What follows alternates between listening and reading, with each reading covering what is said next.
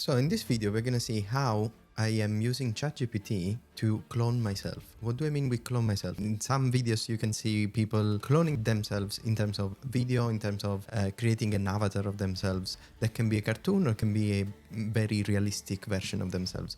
In this case, what I'm trying to do is more copying your style. So we do a number of activities through computers, through our phone, and one of them, for example, is email, or in my case is coding, and we all have a different style. So whenever we ask ChatGPT or any AI to generate something on our behalf, we will always end up with something that is different from our style.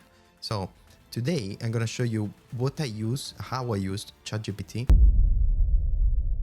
I'm gonna give you a real example of something that I used in the past. So I recreated a little bit the instructions and the prompt so you can adapt. And if you want, you can download it. I'm gonna leave the link down here. So this video is split in two parts. So the first part, I'm gonna explain why it works. And in the second part, I'm gonna show you how to do it. So there are chapters, so feel free to skip if you don't wanna know how it works. You just wanna copy paste and see how it works. So why it works. I have already made a video about using specific expert when using ChatGPT or when using AI, and you can find the video up here. And in that video, I show you how you can leverage the work done by specific authors of books. There was an example about Chris Voss from Never Split the Difference, where if you want to negotiate with someone, instead of saying you are an expert negotiator, you can specify that Chris Voss, you are Chris Voss, or use Chris Voss techniques. And if you're interested, watch the video. You can also download the prompts for that. So now, today, what we're gonna see is how you can create a version of yourself that is specific for a task. So there are two things we need to look at. One is the model that we select. Most people just think that any model will do it. So I invite you to have a look at this page with all the models from ChatGPT, and based on what subscription you have, you may have access to some of them or not, but at least you will understand when to use one, when to use the other. So for example, reasoning is O3 is the best model for reasoning, but it's not always appropriate for everything. So you need to understand when is the case to use a model that is stronger reasoning and when not. So for our use case, we're going to use, for example, ChatGPT 4.5, which is recommended for this type of work. So now it's time to see how we're going to do it practically. And I'm going to start with an example. So the example is creating an email assistant. Obviously, you can do more elaborate things, but this is something that we are all familiar with. So that's why I decided to do this.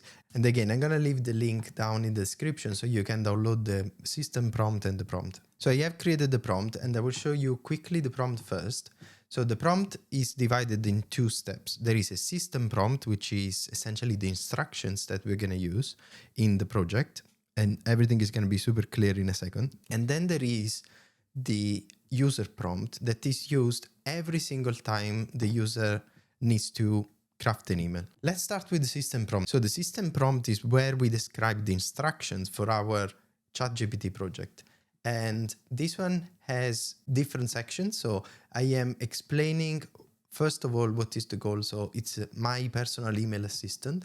Then there is privacy and style learning. So I'm giving initial instructions on what I am expecting from the AI to do.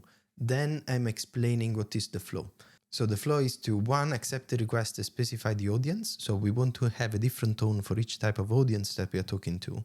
Then specify the objective. So what is the subject of the email, what we want to achieve, and then define the content. So most of the time we can just go with the content, specify, I want to communicate this, and then all the other things, the formalities and the communication style and the greetings are going to be done by the AI. So this is quite useful. It will save you lots of time. Then we ask to apply the full audience specific block that you're going to see in a second is done, and then follow the output format based on the style. We also instruct the AI to ask questions if something is unclear before writing, and the output will only be the finished email without any extra commentary that you can get from ChatGPT. So now we're unpacking a little bit what we specified in the task flow. So we have, in my case, I'm writing, I only have limited audience, specific audiences. So I consider colleagues, friends, family, and customers. You can also have specific people. So you can say, write back to my brother, or write back to my colleague James, and then give specific instructions for that type of communication. And for each of them, what I'm specifying is a little bit the tone, if it's professional and cordial, and how to structure the email, and also how to close the email. In addition, this is something you can customize. And in addition, there are these things where you can specify phrases that you generally use. Most of the time you end up with ChatGPT using a very different way of communicating and words that are not in part of your vocabulary, and that will be spotted immediately by people that work with you or the people that know you. So that's why it's useful to add a list of phrases and sentences that you generally use. So then pretty much the same is for friends, family. I added an example for customers, or you can also have professionals that you generally deal with. So it can be lawyers, doctors, consultants, accountants, whatever. And you specify the type of style that you want. The second part of this, so once this is done, the second part is creating the user prompt. In the user prompt, you have what you're going to use every time you submit a request. And it's very simply structured in new email requests. You specify the audience. You say, okay, write to my friends, colleague, family, customers, professional helping me, anything. And then you specify the objective. So you want to know if you want this to be done from scratch, if it's a reply, or if it's just polishing the draft email that you have composed. And then based on that, you can structure the content in the following way. So if it's compose, you can put bullet points. If it's reply, you can do paste the entire incoming email here. And if it's polish, just you paste the draft here. And then you use the prompt. So now let's see how we can create a project in ChatGPT. If you've never done that, you can do that simply by, let's copy the system prompt. So now that we copy the system prompt, we go on ChatGPT, and on the bar here, we have new projects, new project, email assistant, create project. So now we have a new project. It's a separate folder that will be specific for these activities. So what we do, we paste here our system prompt. So you can remove part of this, is more, I don't think it's going to be useful. So we can just drop this and this at the end, and we save it. So now this one has been saved.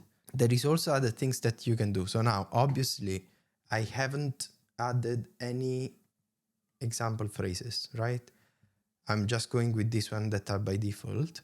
I suggest you add quite a bit of phrases as well to this. The other thing you can do, you can also add files that will be used by the project. You may have different use cases where you add files. And now at this point, you can use the email assistant by using the system prompt. And then we are going to say objective, write to family, compose email from scratch, content, bullet point. So today is Sunday. I just want to say happy Sunday to my brother.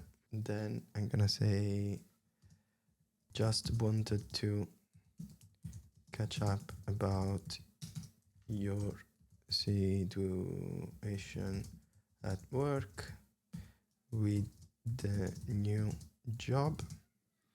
How is it? That's it. That's what I want to send. We click send, we see what generates. So obviously it's very generic because I didn't give any instructions on people in his family or other things. So it doesn't know the name. Give everyone my love. This is definitely not something I say. It's not my style. I don't want to sign with love. I would generally sign with just Tanto. But these are all instructions that you can add. So this is how I use AI and how get things done faster with AI. Let me know what you think down in the comments. If you want to download this prompt, you can find the link down in the description. So like, subscribe, and see you soon. Bye.